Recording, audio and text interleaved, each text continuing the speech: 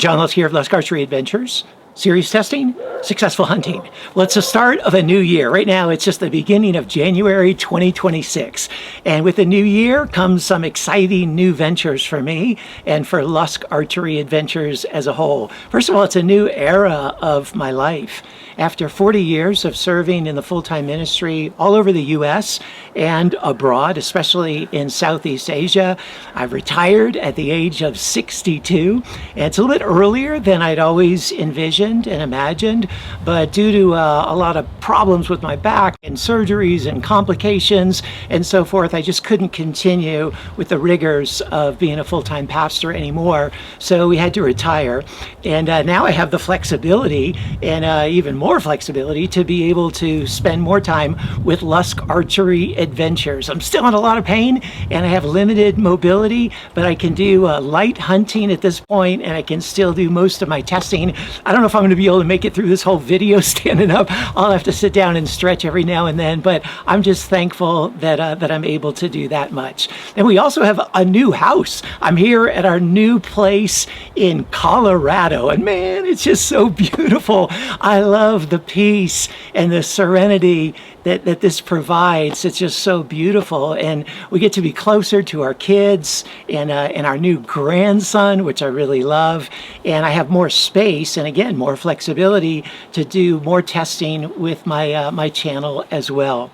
And then I've got for the new year a new Broadhead Test regimen, and that's what this video is all about. I want to explain a lot more about that in just a minute, but before I do, I want to take a minute just to thank you all for the incredible support, comments, prayers, suggestions, words of encouragement, views, sharing, subscriptions, and donations of broadheads, and donations even of money to help support the channel. This is really, it really is a collaborative community. I look at all of us going through this together and building this together, and hopefully all of us benefiting together with more successful hunting. That's what it's all about. Serious testing, successful hunting. So thank you for helping to make that happen. I started this channel in 2017, and now I have well over 500 videos, more than 46,000 subscribers. Please sub if you haven't subbed. Okay, I got a lot of people watch but don't sub. It doesn't cost anything. Just hit sub and you're subscribed. It really helps me and helps the channel. YouTube promotes it more and I'm able to get more sponsors and so forth. So please subscribe. But over 46,000 subscribers right now and more than 15 million views. Gosh, that's just amazing to think about. More than 15 million views. I got a little bit of wind happening here. I can see my camera shaking a little bit. Sorry about that. Hope you don't get seasick. But none of this could happen without the support and help of this community. So thank you very much. I enjoy a lot of different hobbies in my life, but from the very beginning, my most passionate hobby has always been bow hunting. I grew up in an archery family and have been shooting since I was just a little tot, since my bow was about as long as I was. And I've been able to take hundreds of animals, which includes 30 different species, with my bow and arrow. That's pretty cool. And been able to hunt in 16 different states. I added it up the other day. And different provinces, 3 different provinces in Canada, and a couple different provinces in South Africa, as well as in Argentina. So I'm so thankful that I've been able to enjoy this hobby of bow hunting and adventure bow hunting all around the globe. And it's my passion for bow hunting that led to my passion for gear testing, especially broadhead testing. And here's why. We all work so hard to make the most of that hard-earned shot on an animal. So much time, so much research, energy, money, scouting, travel, practice, and so much more. But when all is said and done, the final link in the chain that determines the success or lack thereof of your bow hunt, where the rubber meets the road, is literally where your broadhead meets that animal. The final link in the chain is the performance of the broadhead. So for years, I've been posing this question and wondering it myself. How do you know which broadhead to use for your bow hunts? There are hundreds, if not thousands, of different broadheads on the market today. How do you know which one is best for you and your setup and your hunting needs. There's so many different designs, so many different blade lengths and blade thicknesses and blade angles and number of blades. There's mechanicals, there's over-the-top mechanicals, rear deploying mechanicals, there's single bevel, there's double bevel, there's all kinds of different diameters and cut sizes and so forth. How do you know which one to use? Do you just buy whichever one is on the best sale at Walmart? Okay, I used to do that. I remember going to Walmart and going, "Ooh, I can get this pack of Allen broadheads for like $6 for 3 or something," until I put a hit on a whitetail and the broadhead just fell apart. And that's when I began to realize, man, largely you get what you pay for, and all broadheads are not created equal. But do you just look for the best sale? Or do you read the back of a package of the broadheads, just what's on the back of the package, and just trust whatever it says, whatever that marketing says? Flies like a field point, rock-busting strength. You know, do you just trust what you read on the back with that colorful language? Do you ask your buddies? Yeah, that can be good. You get their experience. But by and large, whatever broadhead helped them harvest their last biggest animal, that's going to be the best broadhead in the world. Or whatever broadhead they use, and maybe they put a bad shot on it or missed or something, they're going to say, "Man, that broadhead sucks." So you can only trust that evidence, that empirical evidence. You know what people say. It's just so much. Or do you trust celebrity endorsements? You're like, "Well, man, this is the one this guy uses. This is the one this guy uses," without thinking, man, they're getting paid a lot of money to endorse a broadhead. And after talking to some different guides and outfitters, I've realized sometimes they don't even actually use those broadheads in the field, but they just promote them and then they use something else. So do you trust that? Or do you just go with the local bow shop's recommendation? That can be really good, but remember, they have inventory as well, and they have their own deals to be made and so forth, so you can't always just trust everything they say. All those things can help, don't get me wrong, but my goal is to provide more information to help each bow hunter, you, the viewer, find the best broadhead for your hunting setup and your hunting purposes. Since 2017, I've tested as many different broadheads as I've been able to. And my love for bow hunting and my background as an engineer, I have a degree in civil engineering from LSU, go Tigers, that's helped me to create and then constantly improve and evolve my broadhead testing regimen. Overall, this is my goal. I want to provide data points that can be used by any bow hunter to help them find the best broadhead for their budget and hunting needs. My testing's pretty comprehensive. It's not perfect by any stretch. Again, I'm constantly improving. It's pretty comprehensive, and I use uniform methods and uniform materials like I learned in engineering, so the test results or the data points that are revealed by this have real comparative value. So you can compare one broadhead to the other and see which is best for you and your needs. I test in what I consider the 5 most important areas affecting the lethality of a broadhead: the flight, the sharpness, the penetration, the durability, and the cut size. There's other things too, but in my opinion, my experience, those are the 5 most important areas affecting a broadhead's success and lethality. And let me explain a little bit about each of these areas, and I'm going to give you an update of the new testing process that I'm using for some of these different areas of testing in 2026. So first, the flight, 20 points. I've modified this a lot over the years. I've gone long distance, I've gone shorter distance. I'm going to be modifying it again in 2026, and I think this is going to be my best regimen yet. I'm super excited about it. I'm still defining it a bit and doing more testing about the details, but in general, I'm going to be testing flight in 2 ways. First is with my Elite Eon carbon bow. I really am loving my Elite Eon. It's super forgiving, and there's just so much I could rave about it. I did a video recently, a few months ago, just describing my whole hunting setup and what I like about it and so forth. Check out that video if you've not seen it yet. But I'm going to use my Elite compound bow, probably shooting at 40 to 50 yards, okay? A little longer than the average shot. The average shot's like 18 or 20 yards, but it's a good gauge of a broadhead's flight. And then I'm also going going to be using a crossbow. I've been using a crossbow for the last couple of years, and I've been using Killer Instinct crossbows, which I've thoroughly enjoyed. And man, I've really enjoyed that partnership that I've had with them.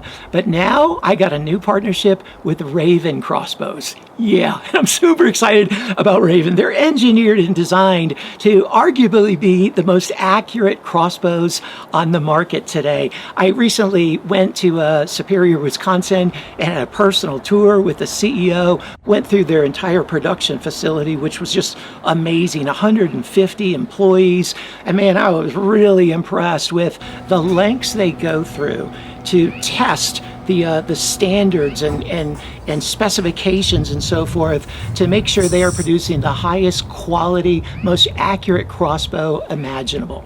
And so I'm going to be using the LR, okay? The LR, it's rated to 450 feet per second, and their speed evaluations are usually accurate, okay? They don't inflate them.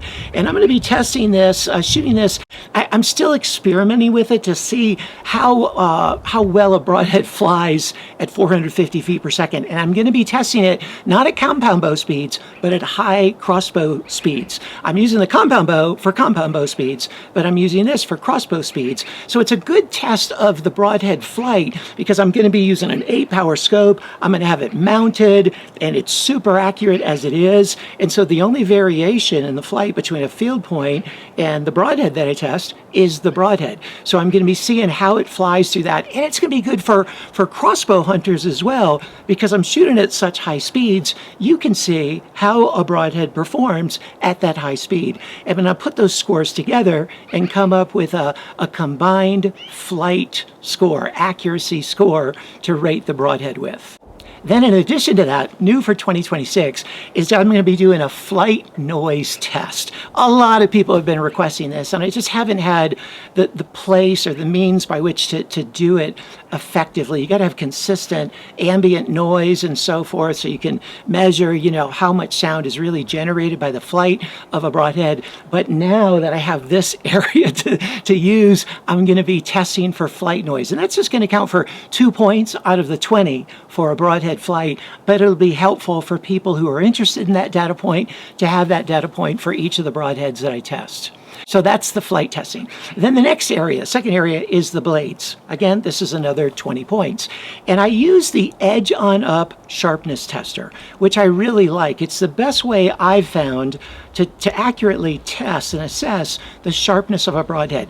It's designed to test knife blades, and I found it years ago, and I thought, well, man, maybe I can use it with broadheads. To my knowledge, I'm the first person to use it in a broadhead application, but now a lot of people do. Maybe there's others that did before, but I discovered it for myself. Now it's become more popular. It's not perfect by any means, but it's a lot better than just pushing the broadhead through rubber bands stretched across a glass or cutting paper with it or something like that. What it uses is it uses a small metal clip. I like to use, they have a few different systems, but this one uses a small metal clip with a consistent tension on a copolymer wire. And then it's put on this scale, and you press down perpendicularly with the edge of the broadhead, and it measures the grams of force necessary to cut through that copolymer wire. And so I do that to assess the initial out-of-the-box sharpness. And I have a corresponding rating system and a score that they get for that. And I do it multiple times just to make sure that I'm getting the right score with that. And then after the initial sharpness test, I do an edge retention test, which many people don't understand this, but edge retention is much more important than a broadhead sharpness. It really is, because your sharpness, your initial sharpness, honestly, it's lost to a degree just putting that broadhead in your quiver. And it's really sacrificed and diminished when it hits height, going 250, 300 feet per second. You hit height, boom, you've lost a lot of that sharpness. And so the rest of the animal that you're cutting is based on is affected by edge retention. How sharp does that edge remain throughout the penetration? So what I do is, after penetration test 1, which I'll explain in a little bit, I do a retest of the sharpness to see the delta, to see how much sharpness has been lost. And I know that's different from a deer, it's different from a hog or whatever. That doesn't matter. The point is, I'm consistently measuring through consistent mediums how much sharpness is lost, so you can gauge and compare. This broadhead loses this much sharpness, this broadhead loses this much sharpness, and it's a good way to evaluate the edge retention. And then again, I have a corresponding scale and a score that it gets for that. Then in addition to that, I also rate the ease of resharpening or replacing the blades. That only counts for 2 points, but it's something to note. The third area I test is penetration. Again, 20 points. This is going to be the same as 2025. In penetration test 1, I use a combination of MDF, medium density fiberboard, sandwiched between two 1/3 inch layers of rubber foam mat. And then after going through that, the broadhead goes into clear ballistics FBI gel.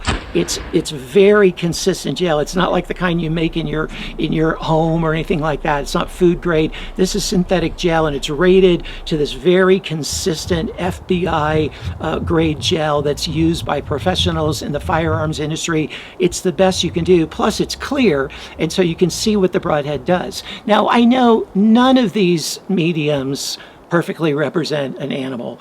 An animal is an animal, and an animal has so many different mediums within its tissue. You've got the hide, you've got bone, you've got ligament, you got tendons, you got meat, you got lungs, you got vacuum, you got liquid, and so it's really hard, impossible to imitate that exactly, or at least nobody's come up with the best medium to imitate that yet. But this is a pretty good combined one that I use. That's penetration test 1. Now, I'll also note there that I use this as an opening test as well. I see how well a mechanical broadhead opens on the impact into that rubber foam mat in penetration test 1. However, there's certain broadhead designs that when it comes to a soft medium like rubber foam mat, they vary so differently from the tautness of a hide that they don't open effectively on that. And some people think, oh man, that broadhead's crap because it doesn't open in gel or it doesn't open on that rubber foam mat, and that would be an error to make. Now, if a broadhead opens well on that, it's definitely going to open on an animal. But if it doesn't open well on that, then I use a second test for opening where I take hide and I stretch it across a cardboard box and I shoot it into that and I measure and see how well the broadhead opens on that. So that's my opening test, but I only do that if a mechanical head does not open effectively on the rubber foam mat. Hope that makes sense. Then I do penetration test 2. In penetration test 2, I use layered cardboard. I have very consistent cardboard that I order from the same place, and I put these layers of cardboard together with 4 F-clamps at consistent tension, so they're as consistent as I know how to make them. And then I shoot the broadhead into it with the same poundage bow, same speed and everything, and see how deeply it penetrates in layers. And then I correlate the layers that it penetrates with a certain scale to give it a rating. So that's the penetration test. Penetration test 1, penetration test 2. I used to do an angled shot test, but then I realized after a while it's very inconsistent, because whether a blade, like if you have a plywood, and if a blade, say you have a 2-blade broadhead, if it hits with the blades at that angle, it might have one effect. If it hits the blades at this angle, it might have a different effect. It's the same with 3-blade broadheads or mechanicals. So it's really an inconsistent test. And if there can't be consistency, then it doesn't make my cut and I don't use it. And so my advice to you is just don't shoot at extreme angles, okay? Because you might regret it. I mean, broadheads can skip off of an animal at extreme angles. Just don't do it. Or, you know, if you want to test it your own way, an angle test you can. I just don't think there's a consistent way to do it effectively. So that's the penetration testing. Next is the durability testing. Again, 20 points. This is almost the same as 2025. First, I do 3 shots into 1/2 inch MDF. And that's the bulk, that's the biggest determining factor in testing the durability. This medium density fiberboard, 3 shots, boom, boom, boom. And then I see what damage, if any, the broadhead has endured. And that gets a maximum of 12 points out of the 20. That's the most important. But then I want to separate the broadheads that really can from the ones that say they can. or think they can. So I use some extra durability testing. The next one is 2 shots into 22 gauge steel plate. Again, it's very consistent. It's not super imperative that a broadhead holds together through steel plate, but so it just accounts for 5 points out of the 20 in durability. And I know we don't hunt steel. People make jokes all the time. Well, I've never seen a deer with that steel plated armor. Ha, ha, ha. I've heard that 1,000 times. I've said it myself. I understand that. That's not the point. My point is I want to see what a broadhead can and cannot endure. And you might be surprised. I've seen broadheads hold up well to steel plate or to my next test that I'll explain in a second, and then get totally torn apart when they hit a heavy femur or shoulder bone at an angle. So these extreme durability tests are not irrelevant. There really is a relevancy to them. But if you don't care for that data point, then you disregard it. But I test into 2 shots into 22 gauge steel plate. Again, I see what damage the broadhead has experienced, and then I also see what kind of hole has been made in the steel plate. It's kind of a cool static penetration or wound channel that the broadhead creates. Then the third test is 1 shot into cinder block. And this is the 0 penetration test. And I'm just testing the structural integrity of the broadhead. Again, we don't hunt concrete. And yes, I would hunt with broadheads that don't hold up well to the cinder block at times. But I want to know, and if all other things are equal, and one broadhead can hold up to a shot into cinder block, and the other shatters or falls apart, all other things equal, I know which one I'm going to hunt with. I'm going to hunt with the one that can, compared to the one that cannot, right? So again, it's a data point. It only counts for 3% of the overall score. You'd be making a mistake if you think a broadhead sucks because it can't hold up to the cinder block test. That's not a pass-fail test. That's just 3% of the overall score, but it's a data point for your consideration if you're really concerned about the durability of a broadhead. I am, so I like to do that test, and it's pretty fun too. Now, what's new for 2026 is if a broadhead holds up very well to the MDF, the steel plate, and the cinder block with my compound bow, then I break out my Raven R470, 470 feet per second. I'm going to crank that bad boy up, and I'm going to shoot it into the cinder block again just to see what happens.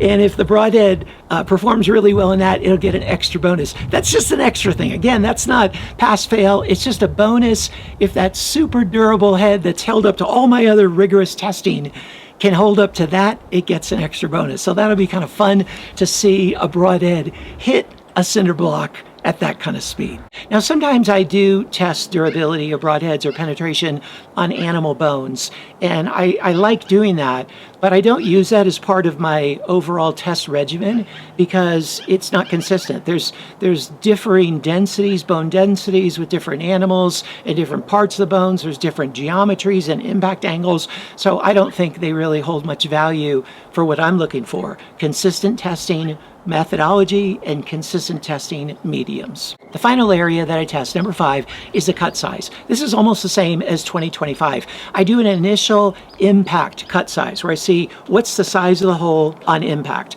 With a fixed blade, that's consistent. With a mechanical, that may vary. So I measure what's that initial cut size. And then I measure what's the maximum cut size. Some mechanicals open up after that initial impact and get bigger, so I want to account for that. What's the maximum cut size? And then I also account for what's the maximum diameter of the cut. I've found over the years that the width of a hole is more important for bloodletting than a bunch of different blades in a smaller, narrower hole. You could have like an 8-blade broadhead theoretically with say a 1/2-inch cutting diameter, and that's going to have a lot of cut size in inches, but that's largely, all other things equal, not going to produce as good of a blood trail as a really wide broadhead would with the same cut size. I hope that makes sense. And the reason is with a smaller hole, that hide can slide over a different part of the animal as it moves, and that hole gets plugged up by another portion of the hide. Or you can have guts or tissue just kind of plug that hole. I've seen that happen. But the wider the hole is, the more difficult it is for that blood to be held inside the cavity. So it does affect bloodletting. That's why I test for it. Another new thing I'm doing for 2026 in the cut size is I'm measuring the actual cut size, not the advertised cut size. I've often done that with 2 blades or 4 blades. They're pretty easy, but 3 blades are kind of harder to measure the actual cut size. And so what I've done is I've got a viewer recommended this. Thank you very much. I ordered some rings. They were pretty expensive, but a bunch of different size rings that I'm going to test. What is the actual cutting diameter of this 3-blade broadhead? And again, I'm not going to dock them if they're below what they advertise, but they're only going to be scored based on the actual cut size, the actual cutting diameter, and not the advertised cutting diameter. I've noticed a lot over the years may say 1.5 inches. It's actually 1 3/8 inches or 1 1/4 inches. So I'm not going to reward broadheads that are kind of falsely advertising their cut size. So that'll be kind of fun to see what happens with that. Now, I used to do a plastic container drainage test. A lot of people recommend that. I did that for a while, but after all my efforts using every kind of container possibly imaginable, even special order, really expensive ones, I found those to be completely inconsistent and therefore useless for comparison in my test purposes. Whether a broadhead, even if it hits the same point in a bag full of fluid, if the blades are this way versus this way, it's gonna the fluid's gonna drain at a different speed. Or whether the flap in the material goes in or out is gonna affect the drainage. So it's fun to see those tests, but they just don't hold consistent value, so I don't use those drainage tests. Now again, each of those areas is scored based on a 20-point scale for a total of 100 points. So a broadhead is scored using a 100-point scale, just like you did in grade school. You know, you got an A or a B or something like that, you know, based on those 100-point scales. And there are some additional areas that I'll give an extra bonus point for, or I'll deduct points for, based on their performance, the broadhead's performance in those areas as well. And that's if these 5 main tests don't tell the whole story, like blade thickness, or rotation in gel, or exceptional sharpness, or exceptional durability, exceptional cut size, exceptional flight, things like that. I can either grant or deduct points based on those extra characteristics. So you might have some broadheads that even score over 100 points. Then when I take that 100-point scale, whatever the broadhead gets in total, I give a corresponding Lusk grade to, where they get either 0 or 10 golden arrows. I kind of like that. It's kind of fun to see. Now, I also list the price, the retail price of every broadhead. When I do this, I list it on the score sheet, but that's not part of the scoring system because we have different budgets and it's impossible to be too subjective to bring that into the equation. But I do note it there for your reference. Then I list the complete test results in the description of each video. If you click on the title of the video, if you look on YouTube, it'll start to explain the video, then it'll say ... You click on it and it'll go to a page where I show all the test results. And then in addition to that, I also provide a link to an Excel spreadsheet. I used to do that just in the final video of each year, but now I'm going to have that running link in the description of every video, so you can see all my test results for the last several years, and you can rank them and order them in any way you like based on all the testing data. Then on top of all my testing in the lab, so to speak, I try to harvest as many animals each year as I possibly can. And I use as many different broadheads as I possibly can. Of course, the ones that perform the best for me in my testing tend to be my favorites. Those are the ones I use the most. But I like to test as many as I can and see, does the performance in the field match the performance in the lab? And I'll tell you this straight up, it does. Now, I'll be the first to say, of course, there are variations. Like anytime there's an object moving 250, 300 feet per second, hitting an animal with all these various muscles and muscle groups, and it's moving and jumping and stuff like that, anything can happen. And so there's weird things that can happen. But by and large, my testing in the lab is backed up by what happens in the field.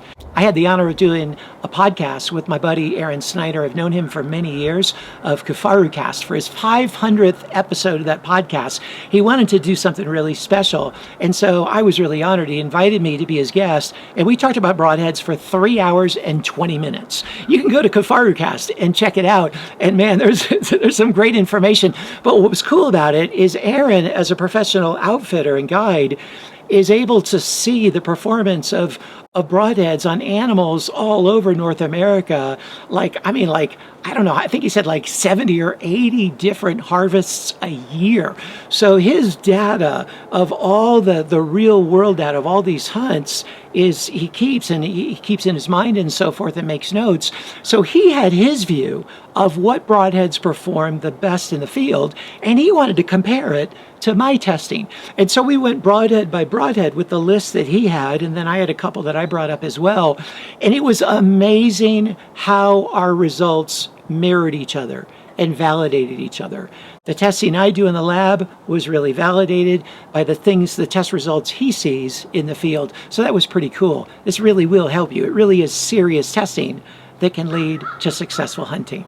Now, I also want to note that my testing of lethality in these areas is based on like an animal size of, say, a small hog up to a large mule deer, maybe like a red stag or a smaller elk, even an elk at times. But when you go to really bigger animals, you want to have like a smaller cut in order to penetrate well. Or you go to really smaller animals, you want a bigger cut because you're not so worried about penetration. So my testing, all the data points are relevant, but when it comes to lethality, it's thinking about an animal of that size. I hope that makes sense. I just want to note that. And I also want to note that any broadhead can be lethal, pretty much any broadhead. So you'll notice the scoring gets kind of bunched up sometimes in the mid 80s or sometimes even upper 80s most of the time. And that's because with a good shot, any broadhead could work. I always tease, you take the crappiest broadhead I've ever tested, I do not want to get shot with it, okay? I don't want to trust my life with it. I know it can cause damage. So any broadhead can work, and that's why, maybe if a broadhead gets a B, like a mid 80s, you go, man, but it shouldn't get that high of a score. Well, that's because it may work 85% of the time. Like, I really do think there's value in any broadhead. But when you're looking for the ones that really set themselves apart from the pack, you're looking at upper 80s into the 90s, upper 90s. It takes an exceptional broadhead to gain those extra points, and that just means it's going to be more and more lethal in most situations. I also want to note that for most of my vertical bow shooting with the Elite Eon, it's set up at 60 pounds with a 26.5-inch draw, and I'm using Bishop Archery FOC King arrows for most of the shooting, and that's 475 grains with a 125 grain tip. It goes 234 feet per second. And then I'm using Bishop FAD eliminators for the really hard impact stuff like cinder block, and that's over 700 grains hitting it. That's a lot of momentum crashing into those cinder blocks. I also want to note this, that I do have some sponsorships, but not from broadhead companies. I get broadhead companies asking me to only hunt with their broadheads and offer me lucrative sponsorships, but I don't want to do it because I want to remain completely objective in that regard. But I will say, if a broadhead performs exceptionally well, then I'll often reach out to the company and see if they'll grant me a discount code so I can pass on to you so you can save some money on the broadheads that pass my tests and that perform exceptionally well in my testing. And I've had some companies initiate with me and say, hey, I want to give you a discount code to offer to your viewers, but I respectfully turn them down because they don't measure up to the standard that I have for the broadhead discount codes that I want to offer. I only offer those if it's a broadhead that I myself would use on my most important hunts. Then in most cases, when you or anybody uses my discount code, you save a percentage, 5% or $5, 10%, something like that. And then I get a small commission in most cases that just helps me as well. And I think it's a good win-win situation. If a head does really well, you win by getting a discount that you can use to purchase it. And I win by getting a little bit of commission that just helps offset my testing process and all the time and energy and materials and so forth. So it all goes back into Lusk Archery Adventures. And then I list all those discount codes in the description of every video, as well as I post a slide in the beginning and at the end of every video, so you can look through that list if you're thinking of purchasing a broadhead and see which ones you can get a discount for. Another new thing I'm doing for 2026 is I'm launching a new website, LUSKArchery.com. And I'm just in the early stages of it. I'm trying to get my feet wet and figure it all out and so forth. But it'll be a good hub where I can post the videos. I can make different, post little blogs and pictures and updates and things like that, as well as I can sell merch. I've had a lot of people asking for t-shirts or hats or mugs or something like that. I'm going to have that for sale as well. And I'll have an email that you can easily reach out to me, and it's dedicated just for that, so we can build a lot better community and correspond more readily that way. So be checking out LUSKArchery.com. One final thing is, if you're interested in donating broadheads, it helps me a lot. It'll help you if you're curious how a broadhead performs. It'll help me because then I have a broadhead to test, and it'll help all the viewers because they'll be able to see how this broadhead performs as well. I've had a lot of you donate broadheads over the years. Thank you for that. If you're interested in donating broadheads to be tested, I need at least one new pack. Okay, it has to be new and unopened pack. Preferably 2 packs. Okay, 2 packs is even better because with all these tests, it's hard sometimes to do it in just 3 with a pack of 3. And I have a new address. If you're sending it via the U.S. Postal Service, okay, just the post office, I have a post office box. It's Lusk, P.O. Box 43, Palmer Lake, Colorado 80133. But if you're sending it via UPS or ordering it on Amazon or FedEx or something like that, a private carrier, then it can't go to the P.O. box. It's kind of weird how they do that. So it has to go to my home address, which is 723 Lusk, 723 Eaton Road, E-A-T-O-N Road, Palmer Lake, Colorado 80133. So please feel free to donate heads. You benefit, I benefit, we'll all benefit from that. Thank you once again for all your support in all the previous years. Thank you in advance for your support for 2026 and beyond. Please watch all the videos. Please sub. Please share them with your friends. Please make comments, ask questions. Check out the new website. Donate broadheads. Please pray for me that I have the physical strength with my back and healing to be able to keep doing this for the years to come. Thanks again. God bless. Look forward to seeing you next time.